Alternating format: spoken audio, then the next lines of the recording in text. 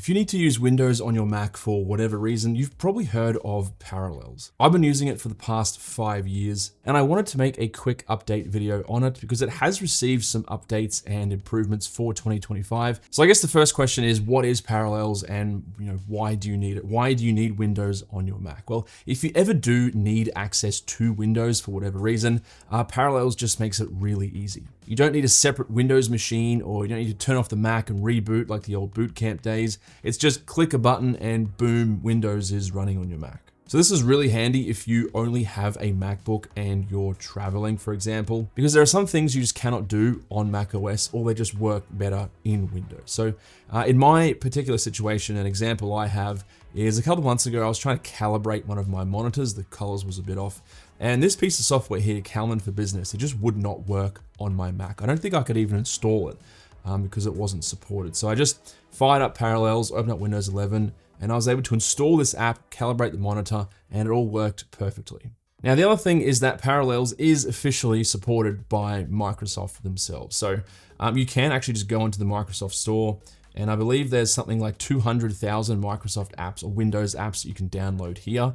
And of course, if there is not an app here, like if you search for something and it's not coming up, well, you can just go onto Google within Parallels, download that particular app and just install it like you would on a normal Windows computer. Another way that I personally use Parallels is just testing things. So for example, on my website, I can load up my website within Microsoft Edge on Windows 11 and kind of just see how it performs. Because sometimes it'll be a little bit different to, say, displaying it on Safari on a map, and I can check everything out and basically just make sure it works fine. If you're a developer, you can easily run Linux or you can get access to VS Code, all that kind of stuff.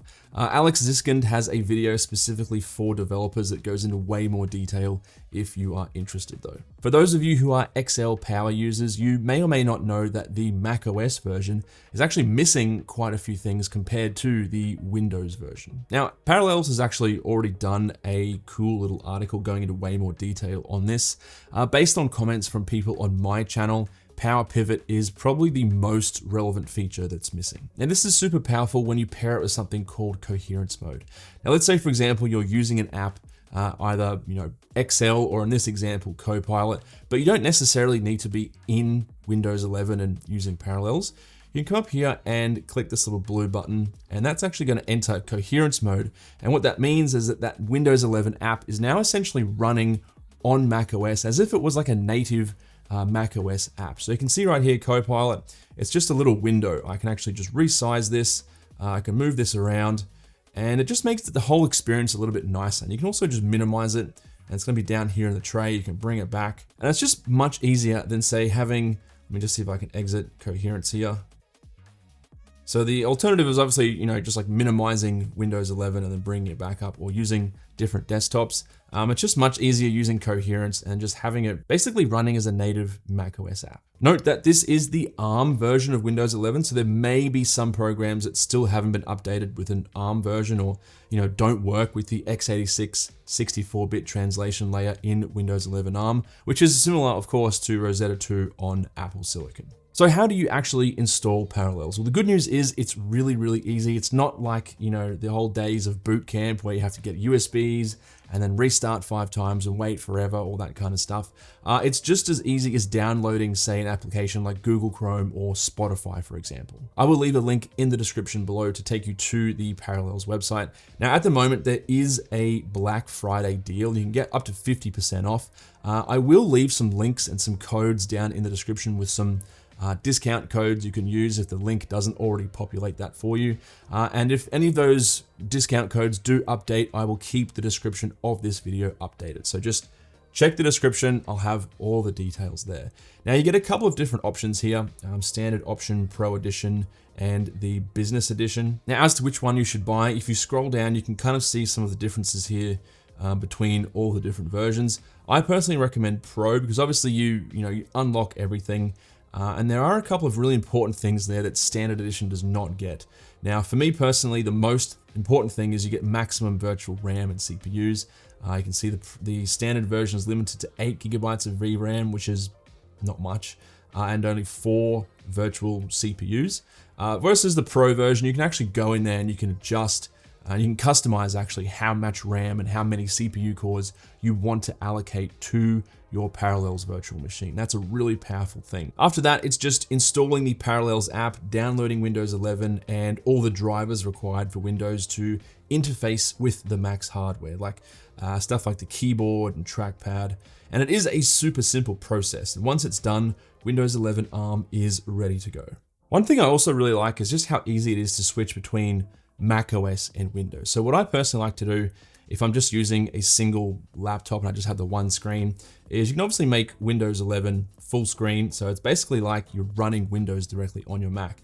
And then if you use the 3-fingered swipe on your keyboard, you can actually basically switch between macOS and Windows within, 3 swipes of the finger, which I think is pretty powerful. Another thing is that all of your Mac's files are also available on Windows. So let's say, for example, I come here and I create a new folder and call it Mac stuff. If I now switch to Windows, you can see that same folder appears on Windows 11 desktop. So I have full access to all of that stuff, and it doesn't like double up on data. Like, you're not wasting data. It's just the same file, but available on both operating systems. Also, Windows virtual machines can now see the macOS disk space. Now, to give you an idea of what I mean by this, if I come down here and go into system information, and we come down to components, and then storage, and I think it's drives. So you can see I've allocated Parallels about 255 gigabytes, and I've only used 107. So that means once I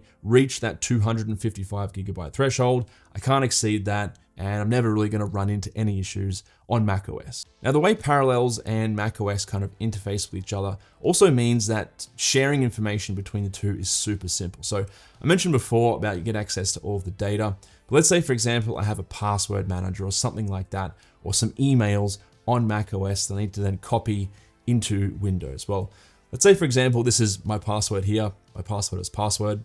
Please don't do that. I'm just going to copy it on macOS. I'm going to jump over onto Windows, and let's just create a new text document, and I'm going to open this up.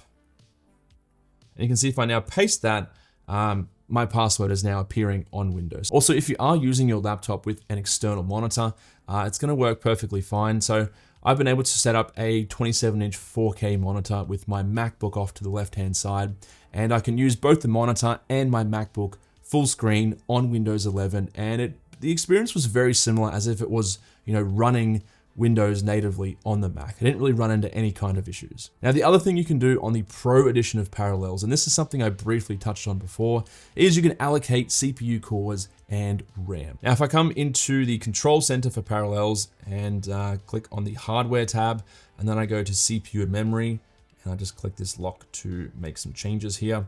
You can see I actually get access to a little bit more customizability here, again, compared to the standard version. So you can select automatic. Parallels says this is recommended. I'm not really sure how well that works. I've never really tested it myself. I personally prefer manual. Now, this particular Mac is an M2 Max MacBook Pro. You can see I've got 12 CPU cores available and 32 gigabytes of memory. And just a quick side note of memory, if you are planning on running Parallels, I recommend at least 16 gigabytes, ideally somewhere between 16 and 32 minimum, just because, again, like I'm about to show you, it allows you to allocate a much larger amount of memory if you need. So processors, this really depends on how much you're doing within Parallels. Like if you're doing a lot of CPU intensive stuff, I would recommend bumping this up to about 6 to 8. I can generally get away with 6 to 8 without seeing any kind of performance issues on the macOS side, but generally 6 CPU cores is enough. Of course, if you have more, if you have like an M3 Ultra with a bazillion cores, you can go crazy. And in terms of memory, again, just depends on what you're doing. So if you're running a lot of intensive and RAM hungry stuff within Parallels, you might want to bump this up to, say, 24 gigabytes. If you're doing any kind of gaming or so, 16 to 18 gigabytes I've found does a pretty good job, because you generally want about 16 gigabytes for most games. Now, also gaming on Windows. Now, if you've seen my videos on this channel, I've gone into this a lot. So you can play quite a few games out there, some of the older titles in particular, like I think Battlefield 4, some of the Batman titles. Just be aware that you are going to run into some major issues if you try to play a more recent sort of AAA rated game, like say Battlefield 6 or one of the recent Call of Duties. Those are just not going to work. Couple of reasons why. Parallels just isn't really meant for that kind of serious, demanding gaming. And also, Windows 11 ARM doesn't really support those games as well. So there's a lot of issues with anti-cheat, the graphics drivers, all that kind of stuff. So if you are wanting to do that hardcore sort of AAA rated gaming like Battlefield 6, Call of Duty Warzone, etc., Parallels is probably not the ideal solution. You're either going to go and get a gaming console or a gaming PC, or potentially look into one of the other gaming virtualization software out there that is primarily meant for gaming. If you do want to check out some more Parallels gaming content, my friend Andrew Tsai goes into that in way more detail on his channel, and I will leave a link to his channel and all of his videos down below. But yeah, overall, I've been really enjoying Parallels. Like, it just seems to work quite well. I've been using it for 5 years on and off. I don't use it like every single day.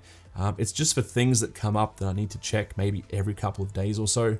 And it just saves me having to go find a Windows laptop or a Windows computer or something, you know, turn that on, log into everything. I can just do it all on Parallels directly on my Mac. It just takes a couple of seconds and a couple of clicks on a button, and it just gets the job done. Now, if you do have any questions on Parallels, make sure to leave me a comment down below. But apart from that, thanks for watching, and I will catch you in the next one.